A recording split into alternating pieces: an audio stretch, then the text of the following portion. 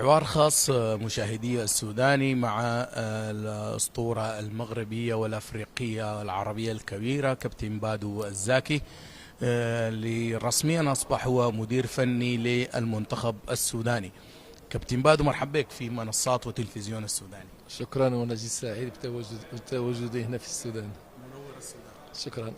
طيب كابتن، عندك أي انطباع عن عن الكرة السودانية ولا ما متابع في الفترة الأخيرة؟ انا تابعت الكرة السودانية، والكرة السودانية معروفة من خلال فريق المريخ، وكذلك الهلال والمريخ اللي كيعطيو واحد الصورة جيدة على الكرة السودانية، وكذلك كيمتازوا بلاعبين موهوبين. لهذا فالكرة السودانية بإمكانها تعطي الكثير. هل سبق انه لعبت ضد الانديه او المنتخب السوداني قبل الاحتراف في اسبانيا؟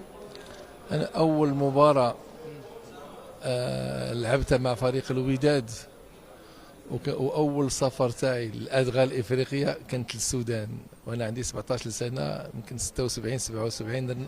قمنا مباراة حبية مع فريق المريخ وأنا لسه شاب. مين كسب؟ خسرنا ب1-0. المباراة هذه مع المريخ ما لعبتهاش، لعبت أنا المباراة الثانية اللي كانت فيها منتخب الخرطوم كان كيضم لاعبي السودان ولاعبي المريخ ولاعبي الهلال، وعملنا 1-1. السوداني يعني هل في فكرة لمشروع طويل ولا هو تعاقد للمنتخب الأول فقط؟ اولا مشروع على المدى القصير ومشروع على المدى المتوسط. اول على المدى القصير اللي هو لابد هناك مباراتين امام فريق الغابون ذهابا وايابا، واللي المنتخب السوداني كيخصو ياخذ البطاقه تاعو للتاهيل الكاس افريقيا 2023. كذلك هناك الفريق ديال المنتخب المحلي اللي كيلعب الشان. كذلك عندي واحد الجلسة مع المدير التقني باش تنطلق البطولة للصغار والفتيان والشبان، وكذلك يكونوا منتخبات في هذا الشكل. الفرقة السودانية في دوري أبطال أفريقيا، متابع أكيد دوري أبطال أفريقيا، رأيك في مستوى القمة السودانية الهلال والمريخ؟ وتنظن من حيث النتائج اللي حققوها هذا الموسم فهي نتائج جيدة، والأخص فريق الهلال. لهذا بالنسبة لي أنا فالفرق السودانية فهي موسميا كتفرض راسها، ولكن باقا ما كتقدرش توصل للمربع الذهبي. عدد كبير من الأجانب في الأندية السودانية، يمكن مفتوحة، يمكن 11 12 أجنبي في أي نادي. هل ده ممكن يكون له تأثير كبير على المنتخب؟ وهل عندك رؤية للموضوع ده ولا لسه انت حتدرس اليوم؟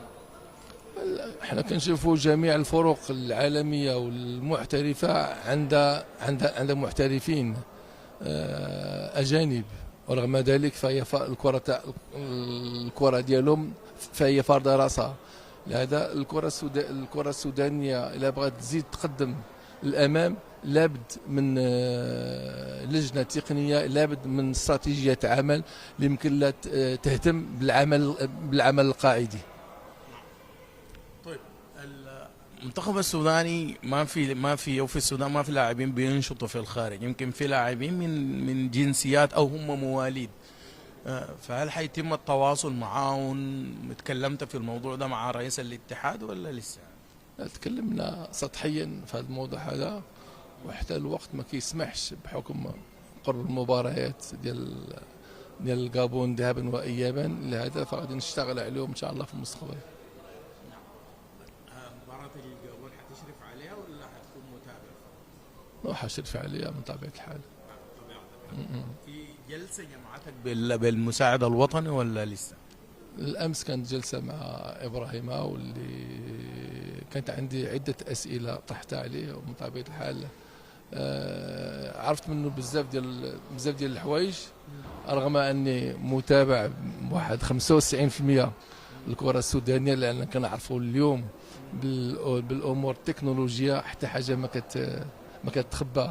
يعني انا في اليوم اللي جلست فيه مع الرئيس في الرباط في كأس العالم للأندية، بديت كنشتغل على الكرة السودانية، على الفرق السودانية، على المنتخب السوداني، ابتداء من أول مباراة مع موريتانيا، مع الكونغو، المباراة ديال الشان، اللاعبين ديال المريخ، لاعبين ديال الهلال، لاعبين ديال خرطوم الأهلي، يعني البطولة بصفة عامة. أخذت واحد الفكرة كبيرة على الكرة السودانية، على المنتخب السوداني، وشنو هي الأولويات اللي غادي يمكننا نشتغلوا عليها إذا بغينا نرجعوا بنتيجة إيجابية من الغابون.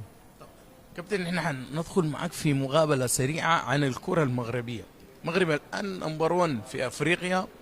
المغرب الآن في العشر الأوائل في آخر تصنيف على المستوى العالمي. ما هو سر هذه النهضة الرهيبة والسريعة جدا في المغرب؟ وبكل صراحة المغرب إلا وصل نصف النهائي ديال كأس العالم، وكان بإمكانه وبقليل من الحظ كان يمشي أبعد بكثير من هذا، فهذا ما جاش بالصدفة، جاب عمل قاعدي من ناحية الفئات الصغرى. هناك إدارة تقنية اللي كتشتغل صباح مساك. هناك ثورة بالنسبة للبنية التحتية لجميع الملاعب اللي كاينة في المغرب، وكذلك ملاعب جداد اللي تزادوا، كذلك تحسين الأرضية الملاعب كلها اللي كاينة في المغرب، وبالأخص في القسم الوطني الأول ممنوع تلعب على عشب اصطناعي. كذلك التكوين المستمر للأطر المغربية واللي الأكثرية عندها الكاف، والآن اللي كانت شي دورة اللي دارت فيها الكاف برو فهي دازت في المغرب. لهذا فهذا الشيء اللي وصل ليه المغرب الا جني الثمار ديال العمل تاعو وديال الاستراتيجيه تاعو. وما ننساوش بان هناك رئيس الجامعه اللي هو الرجل من حديد اللي قام بواحد الثوره كبيره داخل هذا الميدان هذا باش المغرب وصل لهذه الدرجه هذه. وكذلك ما ننساوش الأكاديميات، أكاديمية محمد السادس، وكذلك الاهتمام الكبير اللي كيولي جلالة الملك محمد السادس نصره الله في هذا القطاع، وتدعيم الأندية وتدعيم الأكاديميات سواء ديال الرجاء، ديال الوداد، ديال بركان، أكاديمية محمد السادس، سنتر محمد السادس اللي كاين في المعمورة، وكاين هناك غيفتح في هذا الشهر أكاديمية في بني ملال وأكاديمية في أكادير. هادشي رغم هناك كتصرف أموال باهظة باش يمكننا وعمل كبير باش يمكن كرة القدم المغربية تصدر القارة الإفريقية. يعني ما جاش بالصدفة، جاب عمل وتخطيط وباستراتيجية. العمل ده تم عن طريق الصرف فيه وعن طريق الدولة ولا الاتحاد الجامعة المغربية؟ لا، هناك الاثنين. هناك رجل من حديد اللي قايم بشغله واقف على الشغل تاعو اللي هو سيف وجه الخزاع، وكذلك هناك الدولة والمتابعة الدقيقة ديال جلالة الملك لجميع الأمور في هذا الميدان هذا.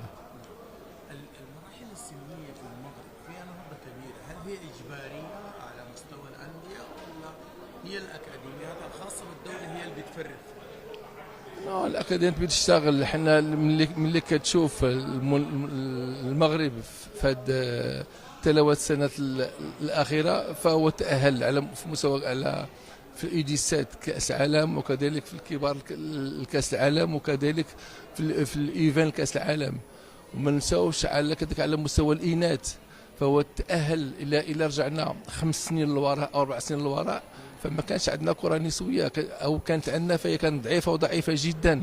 وكنشوفوا في هذه السنة الفارطة المنتخب النسوي لعب نهاية كأس إفريقيا، ايديسات لعب تأهل كأس العالم، الايفان الفريق الاول هو تأهل كأس العالم. وهذه انجازات ما جاتش هكا، كاين عمل قاعدي وكاين متابعه دقيقه. وتنظن بان القادم غادي يكون افضل بالحكم كما كنقولوا بدات العجله كتدور. الآن الكونفدرالية الأبطال يعني كل الأبطال مغاربة. أفريقيا الأمم الأفريقية هي عصية على المنتخب المغربي.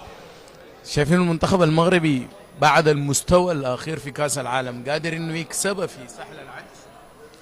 وبإمكانه يكسبها إلا كانت بعض الظروف كتوفر ليه، ملي كنقول الظروف كنعرفوا بعض المباريات في افريقيا كتلعب في ارضيه ماشي بالشكل اللي هي مطلوبه. كذلك كنعرفوا المناخ الافريقي ما كيساعدش منتخبات ديال شمال افريقيا. وبكل صراحه ما يمكنناش نقيسوا القوه ديال كره القدم المغربيه بالالقاب. الا غادي نحطوا هذا المثل يمكن نحطوا على منتخب انجلترا. الا كانت البريمير ليغ هي احسن بريمير ليغ او من احسن البريمير ليغ اللي كاينه في العالم، فالمنتخب الانجليزي عنده انجاز واحد هو فوز كاس العالم في 1966. لهذا بالنسبه لي انا فباش تربح كاس افريقيا فصعب، لان الاكثريه اللي كيفوزوا بكاس افريقيا ما تيكونوش مرشحين. شفنا زامبيا، شفنا كذلك فريق الجزائر في مصر رغم القوه تاعو ما كانش مرشح، لان كانت مرشحه مصر. لهذا بالنسبه لي انا فصعيب المنتخب ديال شمال افريقيا يقدوا يجيبوا كاس افريقيا من ادغال افريقيا، رغم كان هناك المنتخب المغربي فجابوا من اديس ابيبا والكاس الوحيد اللي عنده. شكرا لك كثير، من التوفيق في السودان. شكرا.